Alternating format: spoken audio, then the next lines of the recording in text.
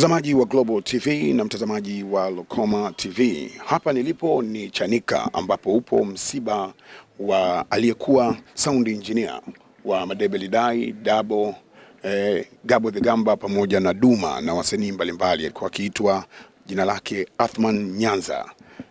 Pole kwanza kakangu Gabo the Gamba. Shukrani sana, nashukuru. Natamani kufahamu jinsi ambavyo ulikuwa ukimfahamu marehemu Athman Nyanza. Mlikuwa mnaunganishwa na nini haswa?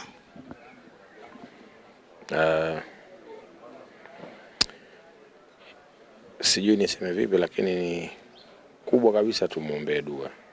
Ndio kubwa, yani ndio kubwa la msingi. Lakini kwa namfahamu Nyanza, namfahamu muda mrefu na ni kijana wangu kwenye kazi. Na mpaka anarudi mpaka anapotea, maana tulikuwa tumetoka kazini. Tutoka kufanya kazi. Tumerudi kwa sababu tulikuwa nje ya Dar es Salaam. Tumerudi baada ya kufika, haikuchukua muda ndio zikaanza taarifa za kwamba mbona hapatikani, mbona huzuri ofisini. Taratibu za kumtafuta zikaendelea mpaka hapa tulikofikia. Si vyema sana kuhadithia ilikuwa hapa huko hapa, si vyema sana, lakini kikubwa ni kwamba tuko hapa na jema zaidi ni kumwombea dua na Mwenyezi Mungu ampe kauli thabiti na muondolee adhabu ya kaburi basi.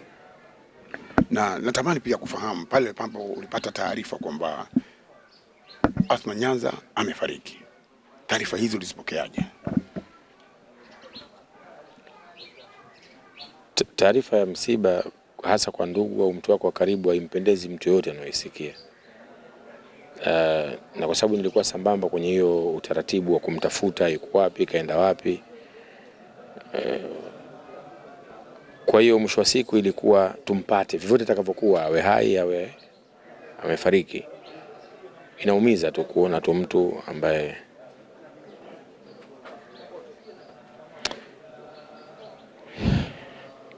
pole sana. Bwana Gabo the Gamba, kama unavyoona hapa, ameshindwa kabisa kuendelea na mazungumzo haya ambayo tulikuwa tunataka tujue mengi kutokana na kifo cha Athman.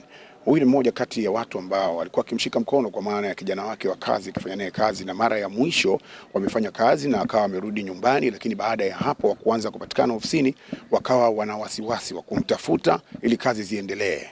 Tangu siku hiyo mpaka taarifa nyingine ilipokuja kwamba amefariki dunia, ndio Gabo anatuelezea hapa na jinsi ambavyo ameshiriki hapa msibani kwa namna moja au nyingine. Kinachosubiriwa hapa ni mwili wa marehemu ambao bado unafanywa postmortem.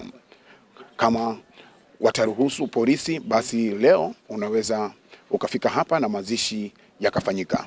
Mimi ni Gabi Mtanzania wa Global TV na nyuma kamera Omari pamoja na Otieno. Asante.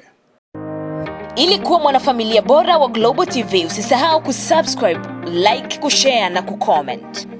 Baada ya kusubscribe, bonyeza alama ya kengele ili kupata taarifa kwa kila video inayopanda Global TV Online.